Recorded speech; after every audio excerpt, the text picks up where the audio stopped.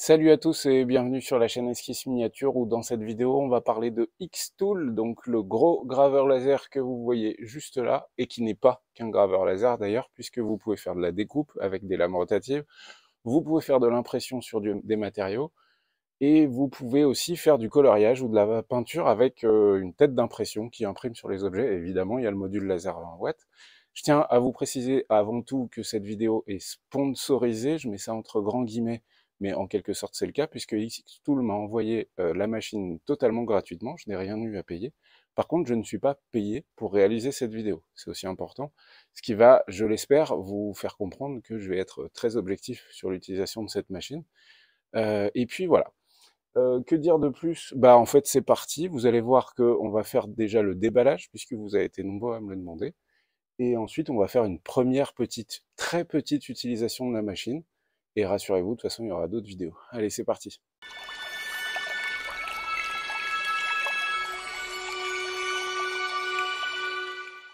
C'est le jour J. Merci encore à Xtool de m'avoir envoyé tout ça. Ça représente l'ensemble de ces cartons. Ça représente en fait la M1 Ultra, donc celle avec tous les accessoires. Je vais prendre le temps de déballer tout ça en vidéo comme vous me l'avez demandé dans les commentaires du short que j'ai mis en ligne. Et puis on va faire le point au fur et à mesure, mais je vais passer des trucs en accéléré parce que c'est pas très intéressant, le déballage en tout cas des cartons dans un premier temps.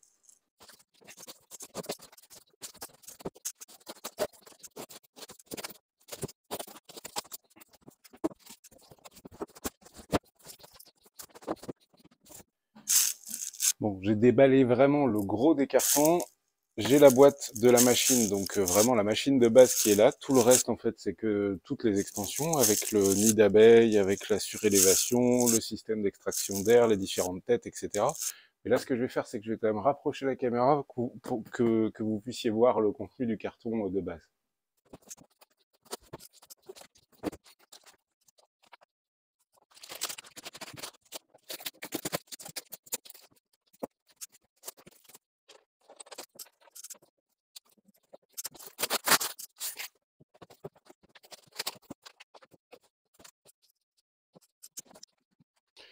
Bon, je dois quand même vous parler d'un truc maintenant que j'ai déballé la base de la M1 Ultra.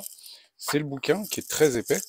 Alors rassurez-vous, en fait, il n'y a que quelques pages qui nous concernent. Point génial, il est en français, hein, avec vraiment toute la documentation en français.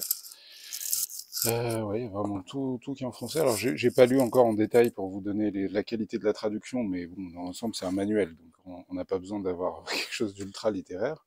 On a donc toutes les différentes composantes de la machine. Il vous explique à quoi servent les différents boutons, sachant que moi le truc là qui m'a un petit peu interpellé, en tout cas pour le moment, c'est qu'il y a des ports USB qui permettent de venir y ajouter du matériel supplémentaire, donc peut-être les autres têtes, les autres machines, à voir. Il y a le raccord USB bien évidemment, la prise d'alimentation, et vous avez donc deux trous de tuyaux en fait, qui sont les raccords de tuyaux pour le dispositif de sécurité incendie, et le 10, raccord de tuyaux pour l'ensemble d'assistance d'air. Donc voilà, vraiment le truc est plutôt bien foutu en tout cas pour le moment. Et ensuite, vraiment il y a plein de photos, ça c'est vraiment cool, hein. Il vous montre quand vous la sortez du carton les vis qu'il faut bien penser à enlever, donc c'est les trois vis que j'ai dévissées. L'étape 2, ça va être de venir mettre la tête principale, donc ce que je vais faire à partir de maintenant. Il vous explique, hein, pousser le module laser vers le bas jusqu'à entendre un clic. Ensuite, il y a le bouton de sécurité qu'il faut venir valider pour sécuriser le tout. Bref, je vais suivre les étapes bêtement du manuel, et puis on va voir ce que ça donne.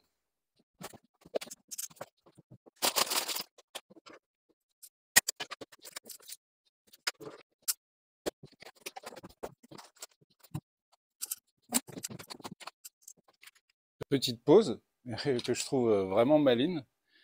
Ils ont des petites clés USB comme ça qui sont dans la boîte de matériel de base, là, juste là. Et en fait, ils nous disent de l'insérer dans la machine. En fait, c'est des clés de verrouillage. Ça veut dire que si vous voulez être sûr que personne ne se serve de votre machine sans votre accord, les enfants par exemple, hein, et ben vous pouvez enlever cette clé USB et l'appareil ne se lancera pas. Voilà, tout simplement. C'est malin.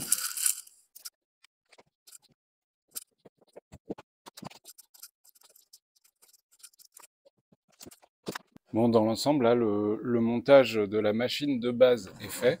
Alors, en fait, c'est vraiment très très simple, hein. C'est une machine qui est toute montée. Vraiment, il faut juste enlever les différentes protections à droite, à gauche. Par défaut, dans le livre, il vous faut installer la tête laser. Ici, c'est une laser 20 watts. Et puis ensuite, bah, en fait, après, c'est parti. Ce qu'il faut ensuite, c'est installer le logiciel sur l'ordinateur. Donc là, je vais le faire avec un ordinateur portable à côté, parce que je suis pas dans mon atelier habituel ici. Et la deuxième étape, ça va être d'installer ça sur le téléphone, puisque le téléphone va aussi être un outil important pour, bah, notamment pour le calibrage de la machine. Et du coup, ben, voilà, on va faire ces différents tests. Là, au moins, vous avez vu le montage de la boîte de base, ouais, la boîte de base de la M1 Ultra. Si, petite information, hop, je vais quand même tourner la machine pour vous montrer l'arrière. Donc, à l'arrière, vous avez, je vais essayer de la relever un peu. Hop, hop. Donc ça, c'est l'extracteur d'air avec donc un filtre à l'intérieur. On a le tuyau qui est flexible sur le côté. Je pense que ouvert, il doit bien faire 1,50 m. Vous avez le bouton power, les deux systèmes d'extraction d'air ou de gestion des risques incendies, ce genre de choses, c'est ici, mais j'ai encore pas ouvert le reste du matos. Là, c'est pour des accessoires. Je ne sais pas encore ce que c'est. Et juste là, c'est donc l'USB-C pour le connecter à l'ordinateur. Et là, c'est la fameuse clé de verrouillage dont je vous ai parlé. Donc, si ce truc-là n'est pas branché sur votre machine, vous ne pourrez pas l'allumer. Et voilà. Donc, ce que je vais faire, c'est que je vais déjà commencer à l'allumer, à faire mes premiers tests, que je vais vous montrer dans une autre vidéo, ou peut-être même dans celle-ci, je vais voir en fonction de la durée. Alors, le Xtool est juste là. Là, c'est le mini PC sur lequel je viens de télécharger donc Xtool Software. Donc je vais cliquer sur démarrer. Je n'ai pas encore allumé la machine, donc on va l'allumer ici avec le bouton Power. On voit que les lumières s'allument à l'intérieur. On a entendu un petit bip. Donc cliquez ici pour créer un projet. On va pas faire ça maintenant. Ce qu'on va faire déjà, c'est connecter. Forcément, on a des pubs. Installation des drivers, le pilote requis. Donc il vous propose déjà tout de suite d'installer différents drivers. Donc on va cliquer sur installer les deux. Donc on va valider tout ça, hein, tout simplement. Hop. Et driver CH340. C'est cool parce que tout est automatique, vous avez vu, je n'ai pas besoin d'aller chercher des drivers en ayant lancé le logiciel Xtool. Il me propose directement d'installer les différents drivers. Après avoir installé le pilote, débranchez le câble USB de votre ordinateur, puis rebranchez-le. Donc on va faire cette démarche, et puis je fais le point après avec vous. Bon, l'installation est faite. Alors pour info, il m'a demandé d'installer les pilotes CH340, donc n'hésitez pas, si jamais vous n'avez pas les pilotes, vous allez sur Google, pilote CH340, ça prend 3 secondes à installer, et après, tout roule. On va cliquer donc maintenant sur démarrer le tutoriel, on voit que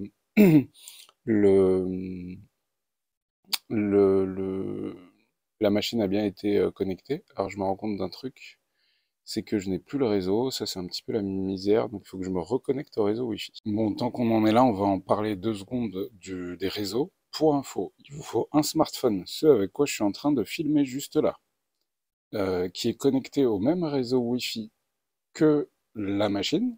Vous devez la connecter au réseau Wi-Fi, ça se fait sur le smartphone avec l'application Xtool. Et il faut que votre PC soit sur le même réseau Wi-Fi. Pour l'immense majorité des gens, ça ne posera pas de problème dans la mesure où vous avez souvent qu'un réseau chez vous, un réseau domestique, et vous êtes connecté, et voilà. Mais quand on est une entreprise comme moi et qu'on a plusieurs réseaux, eh ben c'est un peu la merde.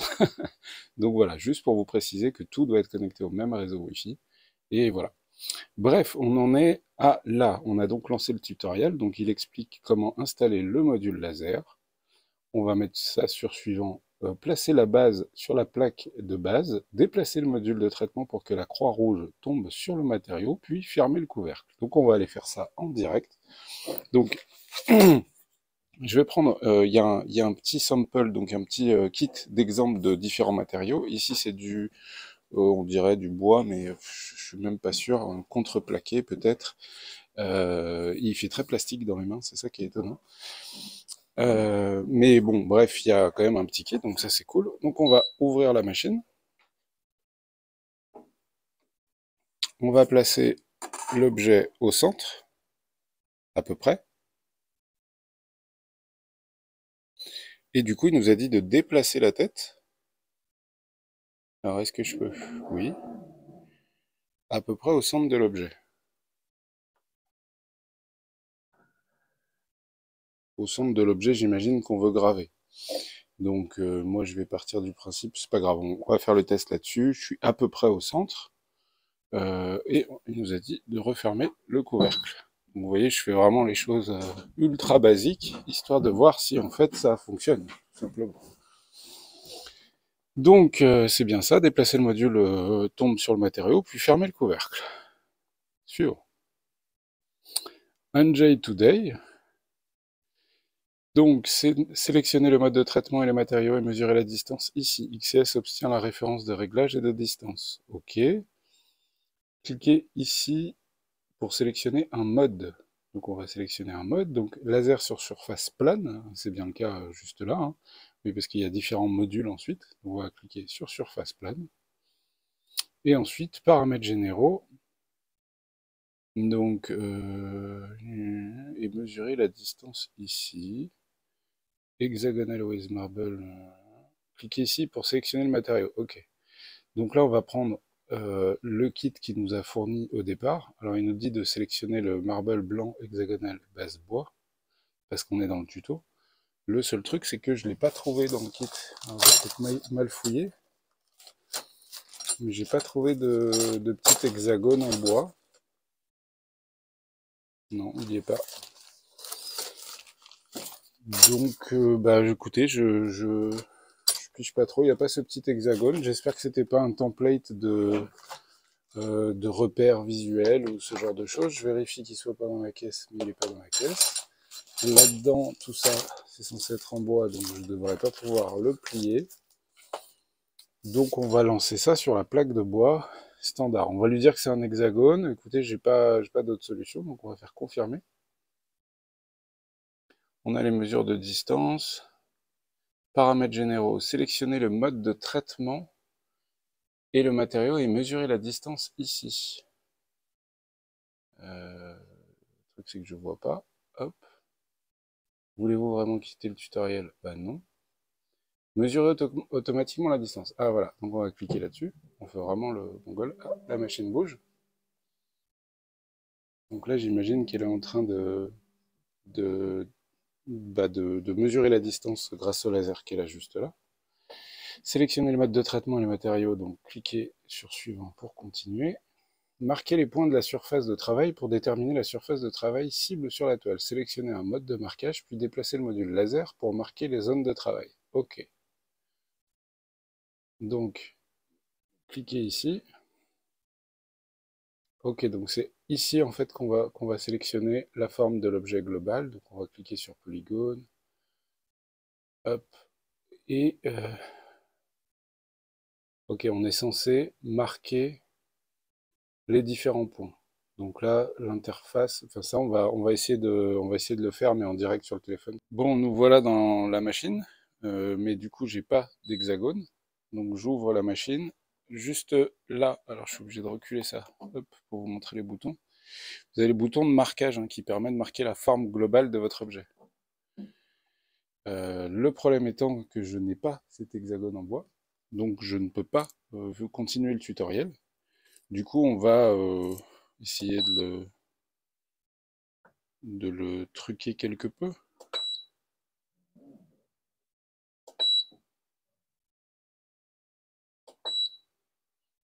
On va faire par exemple ça. Donc j'ai appuyé à plusieurs reprises pour donner une zone de gravure. Et je vais retourner sur le PC de l'autre côté. Donc là, vous voyez, en fait, les différents points que j'ai fait, ça a donné cette forme-là. En fait, à chaque fois que j'ai cliqué, il a mis un point de repère et il m'a fait cette forme-là. Là, il vous explique d'ailleurs en vidéo, c'est plutôt bien foutu les différents tutos. Donc éditer le texte, moi on va écrire esquisse, double-cliquer, puis sélectionner modifier. Retour à l'édition du texte. Donc, on a esquisse miniature qui est dessinée là. Ok, et après, vraiment, c'est super simple. Donc, suivant. Terminé. Je peux arrondir le texte, je peux lui donner des formes différentes. Là, moi, ce que je veux, c'est vraiment vérifier. Alors, vous voyez, il m'a dit, attention, mon gars, ta zone de travail est trop petite. Donc, c'est vraiment bien, on est alerté sur plein de choses. Et ce truc-là, on peut le réduire. Ça va être vraiment tout petit, hein, du coup, là. Mais c'est pas très grave. On va mettre le symbole juste ici. Et esquisse miniature, on va pas s'emmerder, on va enlever esquisse. Encore une fois, tout ça n'est qu'un test. Pour voir comment ça roule. Donc là, je vais placer esquisse ici. Et on va le pivoter. On va volontairement faire ça pas droit, c'est pas grave. Et terminer suivant. Aperçu du processus. Cliquez ici pour traiter, pour accéder. Donc accéder au processus. Donc on est bien sûr de la gravure, hein, comme vous le voyez juste là. On va cliquer sur accéder au processus. Plaque de base, base cal, module laser, ok. Trajectoire du module en rouge. Traitement du chemin d'accès en noir, donc c'est la gravure. Position module de traitement. J'ai compris. Cliquez ici pour démarrer. Vérification du processus. Appuyez sur le bouton démarrer. Donc là, c'est ce que je vous disais, hein, il faut être pas loin de la machine pour lancer le print. Tout ça est lié à des normes de sécurité, j'imagine. Vous voyez, elle clignote juste là. Et le bouton start, il est là.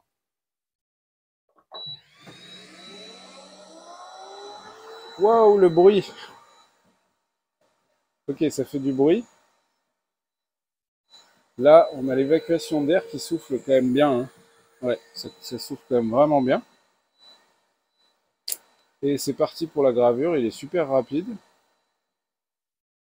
Enfin, je trouve super rapide et plutôt stable. Et on va voir le résultat dans quelques secondes.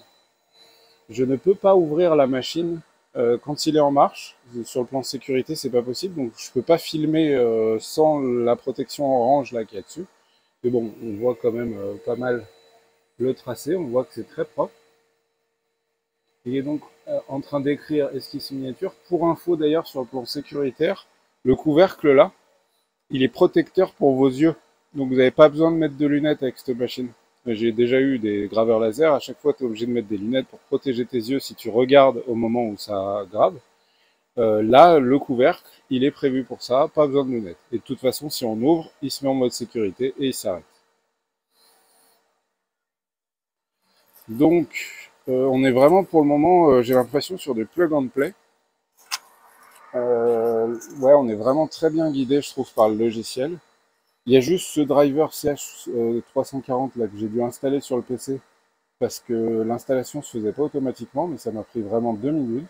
Je vais vous mettre le lien du driver CH340 au cas où vous ayez ce petit problème. Mais sinon, pour le moment, c'est un vrai kiff tout ça. Pour le moment, c'est un vrai kiff, surtout de voir que en quelques minutes, sachant que là j'ai mis longtemps parce que je vous le montre en même temps, que je découvre le logiciel, etc. Il fait les réglages de hauteur, on voit que le focus est fait. On peut définir la zone de travail en quelques clics, et ça c'est quand même vraiment très très bien foutu, hein. C'est des choses qui existaient déjà. Et c'est mignon, franchement c'est très mignon. Donc là le print est terminé, enfin le print, déformation de. Et du coup, bah voilà, on a nos deux petits symboles qui sont placés comme je le voulais. Je pourrais, si je le souhaite, augmenter l'intensité du laser. On va retourner sur le PC pour que vous puissiez voir. Hop. Donc félicitations, votre première tâche est terminée. Donc je vais lui dire j'ai compris. Et puis ensuite on va pouvoir, donc là je vais mettre terminé. On peut faire réimprimer, hein. Donc si vous avez de la série à faire, il suffit de recliquer là-dessus et ça relance la gravure. Et puis voilà, juste là, vous voyez, il y a les paramètres de gravure. Et je pourrais très bien, si je le souhaite, augmenter la puissance ou diminuer la vitesse, le nombre de lignes par centimètre, bref, la précision du graveur laser, mais tout ça va nécessiter un certain nombre de tests. Il y a juste une dernière petite chose que je voulais vous montrer quand même, parce que là, du coup, je vais supprimer ce projet. Non, je ne vais pas le sauvegarder, c'était un projet à la con. On va fermer le projet en haut à gauche. Et sur Xtool, donc là, vous voyez, hein, c'est ma tronche en haut à gauche, j'ai été obligé de me loguer. Ça ressemble vraiment à du bambou, puisqu'en fait, vous allez pouvoir uploader bah, des modèles que vous avez de votre création. Donc, par exemple, cette jolie petite maison pour Halloween. Alors, la connexion Internet est pas folle, hein. Mais il y a quelqu'un qui l'a mise en ligne. Donc, il y a juste à télécharger. Tous les paramètres sont déjà réglés, comme sur Bombo Studio, et vous allez pouvoir imprimer ça directement chez vous. Donc ça, c'est très cool. Et point important pour les makers qui veulent peut-être arrondir leur fin de mois ou peu importe, vous avez des projets qu'ils appellent Prime. Donc vous pouvez uploader bah, vos plans à vous, tout simplement, et vendre vos fichiers vectorisés directement sur la plateforme de Xtool. Et ça, c'est une très très bonne idée. Regardez ici, par exemple, il y a quelqu'un qui a fait des, euh, des règles, en fait, hein, tout simplement. Il vend ça 1,99 $, et du coup, quelqu'un qui n'a pas envie de se prendre la tête à faire des règles, mais qui veut les découper, il clique là-dessus, il achète, et il peut faire sa série de règles, et même en sortir une dizaine. On est très très proche de l'impression 3D. Écoutez, pour le moment, c'est pas mal, mais on va faire une petite conclusion. Bon, que dire de ce premier essai? Parce que là, vous m'avez vraiment suivi dans les premières minutes d'utilisation de cette machine. Donc pour le moment, doucement, calmez-vous, je n'ai aucune idée sur le long terme si c'est cool. Mais pour le moment, tout présage quand même pas mal de bon, parce qu'on est vraiment sur du matériel plug and play. On va le brancher, on suit le tuto, on a compris les bases. Après, évidemment, il va falloir bidouiller un petit peu la machine, faire des tests en fonction des matériaux que vous utilisez, parce que à la base, là, ils ont fourni quelques planches de matériaux, mais évidemment, ce genre de machine, elle est faite pour être utilisée avec toutes les idées créatives que vous allez avoir, et du coup, il va falloir faire des tests dès que vous allez faire de nouveaux matériaux. Donc, gardez les chutes, c'est une info importante. Ma femme et moi-même, on fait pas mal de costumes pour les GN, par exemple, et du coup, il faut garder les chutes, parce que sur les chutes, on va pouvoir faire les tests. Ce que j'adore pour le moment sur cette machine, c'est le couvercle qui protège les yeux, le système d'extraction d'air que je trouve vraiment très bien pensé. On va voir, hein, j'ai encore pas branché le purificateur d'air qui va avec. Ce petit bouton-là est vraiment très cool. Il existe déjà sur Lightburn par exemple, ou je sais plus l'autre nom du logiciel de gravure laser. Mais en fait, c'est pas un bouton sur les machines, c'est sur le PC, il faut aller faire un clic, placer la tête, faire un clic sur le PC, etc. Là, en fait, c'est juste là, vous allez vraiment dessiner la zone que vous voulez traiter, et c'est super pratique, c'est envoyé directement au PC et tout ça. Globalement, pour le moment, très cool, mais, encore une fois, attendez, je vais continuer mes tests, et rassurez-vous, il va y avoir plusieurs autres vidéos sur le sujet, parce que déjà, j'ai plein d'accessoires à tester, j'ai plein d'idées de conception à faire. Il faut savoir que sur ce module-là, enfin sur la M1 Ultra, donc la première machine avec, selon ce qu'ils disent, hein, 4 appareils en un, vous avez aussi la possibilité de faire ça avec des feutres. Donc en fait, dans l'absolu, je peux très bien avoir un fichier vectorisé qui va me dessiner le logo esquisse. Et puis ensuite, je vais changer la tête et je vais mettre un feutre indélébile, ce qui fait qu'il va remplir l'intérieur. Donc je vais pouvoir créer des logos, des tas de choses plutôt cool. La troisième chose, c'est une tête d'impression. Donc c'est vraiment une cartouche d'encre qui va venir imprimer sur les matériaux.